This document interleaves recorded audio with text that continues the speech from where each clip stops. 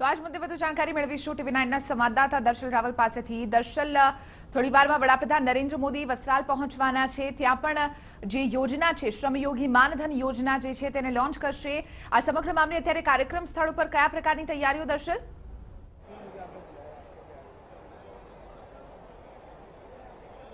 ચિત્રા, જે પ્રકારે વડાપ્રધાન નરેન્દ્ર મોદી આવવાના છે, અહીંયા પહોંચી ચૂક્યા છે। વસ્ત્રાલ જે જગ્યા ઉપર જે સભાનું આયોજન કરવામાં આવ્યું છે ત્યાં જે છે વડાપ્રધાન નરેન્દ્ર મોદી અહીંયા પહોંચી ચૂક્યા છે। અને હાલ જે સ્ટેજની પાસે એક અલગ જગ્યા બનાવવામાં આવી છે, જ્યાં જે યોજનાના લાભાર્થીઓ છે તેમને રાખવા બેસાડવામાં આવે છે, તે જગ્યા ઉપર વડાપ્રધાન નરેન્દ્ર મોદી તેમની સાથે મુલાકાત કરી રહ્યા છે। આ યોજનાની અંદર તેઓએ જ્યારે લાભ લીધો છે ત્યારે તેમનો અનુભવ કેવો છે, કયા પ્રકારે તેમને આ યોજના મદદરૂપ બનશે, તે પ્રકારની ચર્ચા જે છે વડાપ્રધાન નરેન્દ્ર મોદી આ લાભાર્થીઓ સાથે કરી રહ્યા છે અને એક તેમની પાસેથી એક માહિતી પણ મેળવી રહ્યા છે, એક અનુભવ જાણી રહ્યા છે, જેથી કરીને આ જે યોજના જે છે લોકો સુધી કઈ રીતે પહોંચી છે તે એક માહિતી મેળવી શકાય। એક કહી શકાય છે કે વડાપ્રધાન નરેન્દ્ર મોદી અહીંયા આવ્યા ત્યારે જે મોદીના નારા લાગ્યા છે અને લોકો હવે રાહ જોઈ રહ્યા છે કે અત્યારે જે મુલાકાત ચાલી રહી છે તે મુલાકાત પૂર્ણ થયા બાદ વડાપ્રધાન નરેન્દ્ર મોદી સ્ટેજ પર આવે અને સ્ટેજ ઉપર આવ્યા બાદ લોકો તેમનો એક આભાર અભિવંદન જે ઝીલી શકે અને તે બાદ જે છે આખા કાર્યક્રમની અહીંયા શરૂઆત થશે અને કહી શકાય છે કે 20 જેટલા અહીંયા લાભાર્થીઓ જે છે તેઓને અહીંયા આ યોજનામાં જે છે સ્ટેજ ઉપર બોલાવીને તેમને સન્માનિત કરવામાં આવશે અને આ જ પ્રકારનો કાર્યક્રમ અહીંયા આગળ ધપાવવામાં આવશે। પરંતુ હાલ આ મુલાકાત જે છે તે અહીંયા ચાલી રહી છે અને તે મુલાકાત પૂર્ણ થયા બાદ વડાપ્રધાન નરેન્દ્ર મોદી સ્ટેજ ઉપર પહોંચે અને તે બાદ કાર્યક્રમની શરૂઆત થશે અને તે બાદ જે છે વડાપ્રધાન નરેન્દ્ર મોદી સંબોધન કરીને સભા જે છે આગળ ધપાવશે અને તેમાં આ યોજનાની જાહેરાત તેઓ ખુદ કરશે। બિલકુલ, જો દર્શલ આ યોજનાની વાત કરવામાં આવે તો આ યોજના લગભગ કહી શકાય કે ગરીબો માટે છે। શ્રમયોગી માનધન યોજના જે નામ આપવામાં આવ્યું છે, કેન્દ્ર સરકાર તેને આ સમગ્ર મામલે અહીં લોન્ચ કરવા જઈ રહી છે। આ યોજના પાછળનો મુખ્ય ઉદ્દેશ શું છે અને તેનાથી ગરીબો કેવી રીતે લાભાન્વિત થશે? દર્શલ,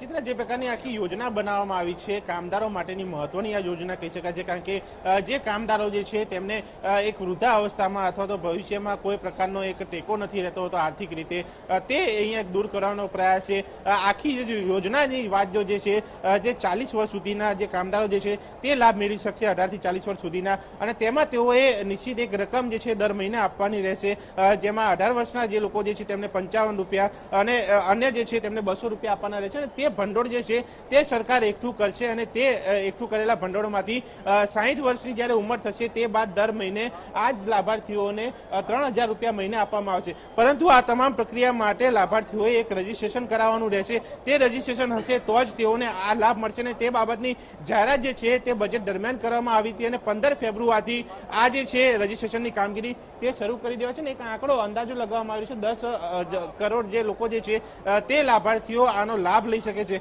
અને તે આંકડો પણ વધી શકે છે। એટલે કે આ એક આંકડા સાથે યોજના સાથે જે અને કામદારોને જે શ્રમિક લોકો જે છે જેઓને આર્થિક રીતે કહી શકાય છે સહાય પૂરી પાડવાની વાત છે ભવિષ્યની અંદર, તે આખી યોજના સાથે આ પ્રક્રિયા જે કરવામાં આવી છે, આ યોજના આગળ ધપાવવામાં આવી છે ને આ જ યોજના બતાવે છે કે એક કામદારોને કઈ રીતે તેઓને ભવિષ્યમાં વૃદ્ધાવસ્થામાં આ યોજના તેમને મદદરૂપ બનશે અને એક કહી શકાય છે કે સભા સંબોધીને લોકો સુધી એક પહોંચવાનો પ્રયાસ જે છે સરકાર અને જે નરેન્દ્ર મોદી કરી રહ્યા છે ને આ જ વસ્તુ બતાવે છે કે લોકોમાં આ યોજનાને લઈને કેટલો ઉત્સાહ ઉમંગ જોવા મળી રહ્યો છે। બિલકુલ, આભાર દર્શલ સમગ્ર મામલે જાણકારી આપવા બદલ। તો આપને જણાવી દઈએ કે શ્રમયોગી માનધન યોજના જે આજે લોન્ચ થશે તેમાં 18 થી 40 વર્ષના અસંગઠિત ક્ષેત્રના શ્રમયોગી માટે આ યોજના છે।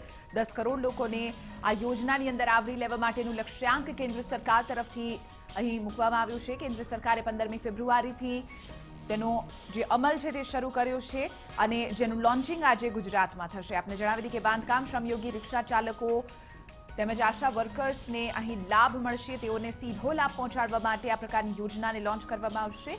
એપીએમસીમાં કામ કરતા શ્રમિકો, આંગણવાડી વર્કર્સની જે બહેનો છે તેમને પણ આ શ્રમયોગી માનધન યોજનાની અંદર સમાવિષ્ટ કરવામાં આવ્યા છે। દર મહિને 50 થી 200 રૂપિયા જમા કરાવી શકાશે અને આ સાથે જ એક સેવિંગ્સ તરીકેની તમામ જે સુવિધાઓ છે તે આપવામાં આવશે। શ્રમયોગીની વય મુજબ તેઓ રોકાણ કરી શકશે અને રોકાણ બાદ તેમને તેમની મૂડી પરત મળી શકશે। આપણે જણાવી દઈએ કે વ્યક્તિએ જમા થયેલી રકમ જેટલી જ રકમ સરકાર જમા કરશે, એટલે સરકારનો પણ તેમાં હિસ્સો રહેશે। 60 વર્ષની ઉંમરથી માસિક 3000 રૂપિયાનું પેન્શન પણ તેમને આપવામાં આવશે। સાથે જ 60 વર્ષની ઉંમર બાદ જે રીતે 3000 રૂપિયા પેન્શન આપવામાં આવશે તેની પણ ઘોષણા કરવામાં આવશે। લાભાર્થીના મૃત્યુ બાદ તેમના વારસદારને 50% પેન્શન મળશે। તો સરકારનું લક્ષ્ય 10 કરોડ લોકોને આ શ્રમયોગી માનધન યોજનાની અંદર આવરી લેવા માટેનો લક્ષ્યાંક અહીં નક્કી થયું છે।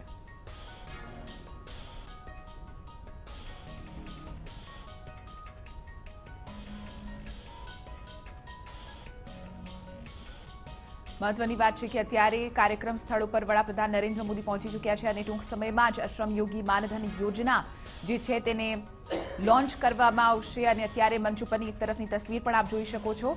આપને જણાવી દઈએ કે 3000 રૂપિયાનું પેન્શન આ શ્રમયોગી માનધન યોજના થકી આપવામાં આવશે અને આ કેન્દ્ર સરકારની જે યોજના છે તેને લોકો સુધી, ખાસ કરીને ગરીબોને તેમાં આવરી લેવા માટેનો લક્ષ્યાંક કેન્દ્ર સરકારે અહીં નક્કી કર્યો છે। असंगठित श्रमयोगीओ माटे जे आ स्कीम दाखल करी छे ए खरेखर धन्यवाद ने पात्र छे अने आना कारणे श्रमयोगीना घरमां एक आशानुं किरण प्रगट थशे। श्रमयोगी मानधन योजनामां जे प्रकारना श्रमिको रहेला छे ए श्रमिकोने दर महीने एक निश्चित रकम प्राप्त थाय, एमना खाताओमां सीधी जमा प्राप्त थाय। देशनी आजादी पछी पहली वखत आ प्रकारनुं कार्य हाथ धराई रह्युं छे કે જે પ્રકારે ખેડૂતોને સીધા જ એમના ખાતામાં પૈસા નાના ખેડૂતોને જમા થઈ રહ્યા છે, એ જ પ્રકારે શ્રમયોગી માનધન યોજના, શ્રમયોગીનું સન્માન કરવાનું કાર્ય એ નરેન્દ્રભાઈ મોદીની ભારતીય જનતા પાર્ટીની કેન્દ્રની સરકારે કર્યું છે। સમગ્ર જે असुरक्षित जे कामदार हतो एने सुरक्षा आपवानुं काम ए नरेंद्रभाई करी रह्या छे। પણ બધા સુધી પહોંચી રહેશે જે લોકો લાભાર્થી પોતાને પોતાનો જે ફાળો કરવાનો છે એટલો જ સરકાર આપશે અને એને નિશ્ચિત પોતાનું જે માનધન છે એને પેન્શન તરીકે 60 વર્ષની ઉંમર પછી મળશે। તો આપણે જણાવી દઈએ કે કાર્યક્રમ સ્થળ ઉપર તમામ જે હાજર ભારતીય જનતા પાર્ટીના કાર્યકરો છે અને જે મુખ્ય નેતાઓ છે તેઓ કહી રહ્યા છે કે ગરીબો માટે એક આશીર્વાદરૂપ આ યોજના બની રહેશે। આપણે જણાવી દઈએ કે 18 થી 40 વર્ષના જે તમામ શ્રમિકો છે તેમના માટે આ યોજના છે અને અસંગઠિત ક્ષેત્રમાં કામ કરતા લોકોને જ તેનો લાભ પહોંચાડવામાં આવશે। ખાસ કરીને આપણે જણાવી દઈએ કે જે પ્રધાનમંત્રી શ્રમયોગી માનધન યોજના એ લોન્ચ થશે, ચાલુ વર્ષના બજેટમાં પણ આ યોજનાની જાહેરાત આપે સાંભળી હશે અને ત્યાં આ યોજનાની જાહેરાત કરવામાં આવી હતી, જેમાં માસિક આવક 15,000 થી ઓછી હોય તેને આ યોજનાનો લાભ પહોંચાડવામાં આવશે। આપણે જણાવી દઈએ કે 18 થી 40 વર્ષના અસંગઠિત ક્ષેત્રના જે તમામ કર્મચારીઓ છે તેઓ આ શ્રમયોગી માનધન યોજનાનો લાભ મેળવી શકશે, જેમાં ખાસ કરીને બાંધકામ ક્ષેત્ર, ખેતીવાડીમાં મજૂરી કરતા લોકો, શ્રમિકો તેમજ રિક્ષા ચાલકો, આશા વર્કર તેમજ આંગણવાડી વર્કર્સ સહિત શ્રમયોગીઓનો આ યોજનામાં સમાવેશ કરવામાં આવશે। સીધો લક્ષ્યાંક અહીં 10 કરોડથી વધુ લોકોને અહીં આ યોજનાનો લાભ પહોંચાડવાનો છે। લોકો દર મહિને 50 થી 200 રૂપિયા સુધી જમા કરાવી શકાશે અને એટલા જ નાણાં સરકાર પણ લાભાર્થીના ખાતામાં જમા કરાવશે।